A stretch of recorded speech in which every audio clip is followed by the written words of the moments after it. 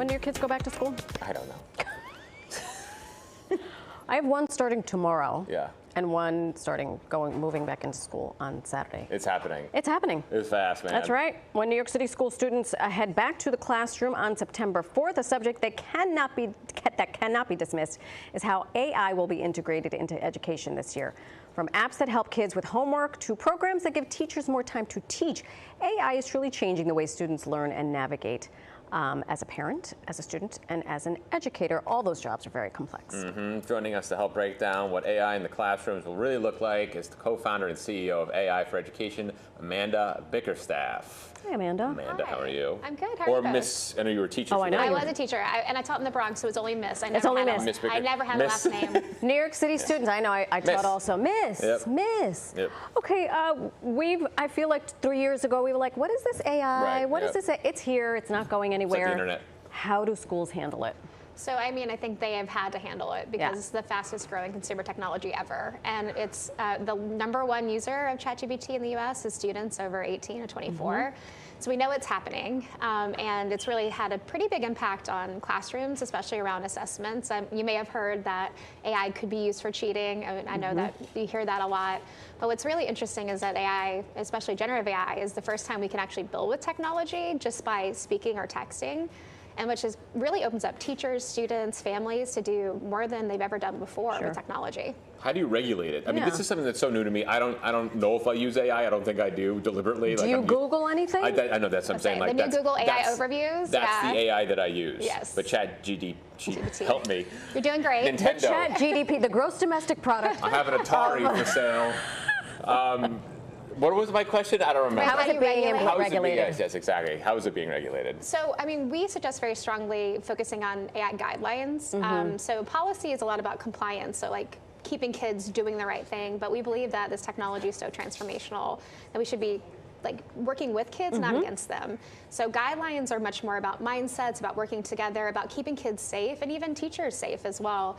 And so that is our preference. We know that most schools and districts do not have policies in place, including New York City at this stage, but they're moving more and more towards those guidelines and support. So example, Ohio is the first state last week to mandate that all schools by the beginning of the 2026 school year must have an AI policy in place. You have to. And I wonder if it's going to be across the board. What are you noodling on? No, I agree you have to. I mean, I think it's something, again, I don't know much about it, but I know if I was a kid and I had AI, I'd be using it constantly to just do my work for me. Like, why would I even bother? I am a mother of 2 children who use ChatGPT. Thank you. Thank you for that. I don't know. Well, no, in the school, you know, it's a public school in Connecticut, and there are programs that can check whether your essay was written by ChatGPT. Okay, AI detectors are notoriously unreliable, so that is not the way to go. There's no magic bullet or x-ray glasses to tell you if something's AI written or not. Okay. And actually that can cause real friction where students are accused of AI cheating when they haven't been. Okay. So about 1% is what the companies will say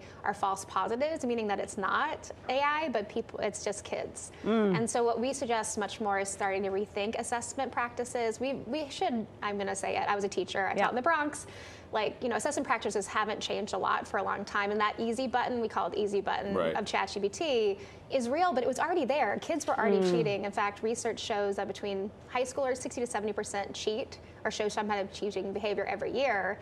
That this just makes it easier. Right. And so, but the way that you can actually reframe things is actually make like teaching more fun, interesting, engaging, authentic, and actually start to build assessment practices that model the real world, which in fact are a lot harder for kids to cheat on if we do it the right way. Do you think AI is going to make this generation, dumber or more intelligent? I mean, is it moving them forward towards the future, or just kind of making things a lot easier so they don't have to put the amount of work that we used to have to do? Well, I would say that with any new technology, like building literacy is really important. And so we talk about how when kids got iPads, they didn't learn how to be like safe and effective users of iPads. We kind of thought they did, but we know that they haven't, or the same thing with social media.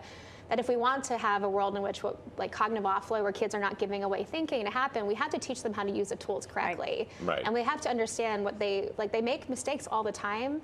They can be biased, they can be wrong, I mean like genuinely wrong. Yeah.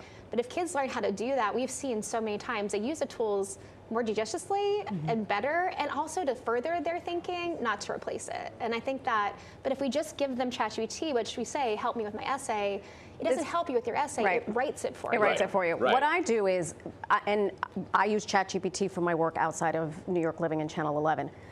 You have to think. There is a modicum of thinking that has to happen on the front end. So what I do with my child is, okay, we're researching something specific to this question, and getting into what teachers are doing or not doing. That's a whole other conversation for another day. I was also a high school English teacher. To me, it's like prompts. There are like prompts that help you get to where you need to go. And then once that happens, I am on him like white on rice. And I'm like, okay, now that you've learned some stuff, you've picked up a few things, now write the thing. But that's up to the parents That and is the teachers. completely right. up to the parents and the And we teachers. have a parent guide on our website that could be really helpful for that. It talks about common tools students can be using, some risks that are associated specifically with young people, like artificial companionship is a really big question right now. Like lovers that are AI. Or Yes. friends, or Yeah. you know, What was that friends. site again for the lovers? Character AI. I Well, want to. there are quite a few. For work, I want to research it. I mean, I would suggest that would be an interesting thing to do with young people, and probably not to. And probably not to, You exactly. can avoid that one, but I do think though that the work that you're doing, that actual taking the time, because to be AI literate means to be intentional about helping our young people. And that's where we think, I mean, we've been very lucky. We've been doing this work for 2 years across the country and the world. And we get to see every time we walk into a classroom, whether it's working with students, teachers, leaders, or superintendents, that there's real interest right now. If we give the space for it and we create these safe, intentional spaces to learn, you can do so much. AI literacy doesn't take 10 years. You could do it in a couple hours, which we see every time. And so I would suggest anybody that's a parent here, just spending that time learning yourself alongside your young person is the right way to do it.